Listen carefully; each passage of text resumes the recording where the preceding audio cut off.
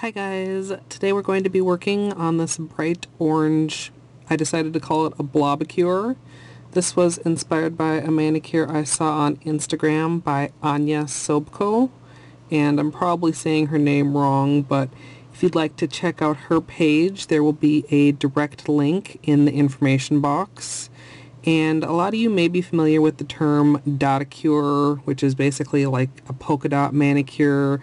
And this is a very similar technique, but due to working on a very wet base and the size of the dots, they kind of flow into each other and create a blobbier look, thus the Blobbicure.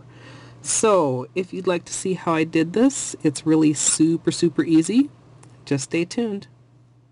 Starting out, I just have a base coat on my nails. Still have these two patches. They're almost ready to be changed, and one on my middle finger here.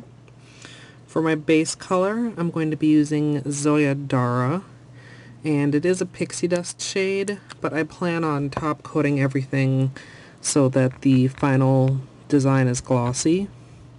This is a really nice bright orange, great for summer, and it's pretty opaque too, which lets me get right into the design. I'm going to apply a slightly thick coat, and while it's still wet, I'm going to take Zoya Beatrix, which is a slightly lighter orange. I'm going to dab some of that out on a piece of paper, and if you wanted, you could go straight from the bottle, but I find a little more control with a dotting tool. And you're basically going to scoop that up and start applying it right on top of the wet polish.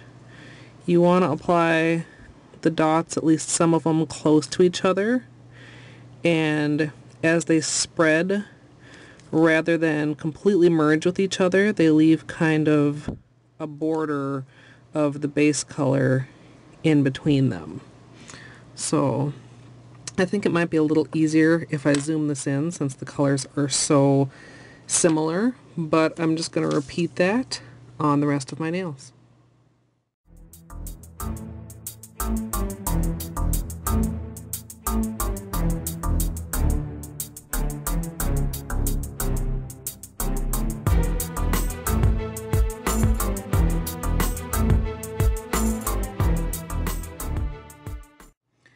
You want to give it a little bit of time to dry so that your top coat doesn't smear everything around.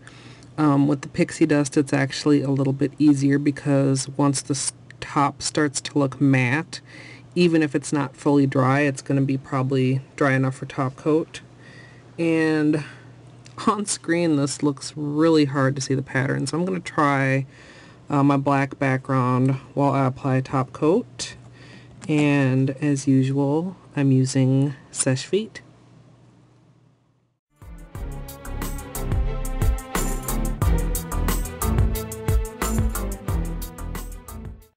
So here's the finished look, and while I'm really pleased with how this turned out, I definitely need a little bit more practice with this technique. If you check out my inspiration picture, you'll see that her nails all look pretty much alike.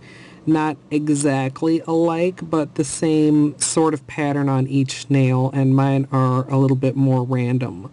So let me know what you think of this look down in the comments.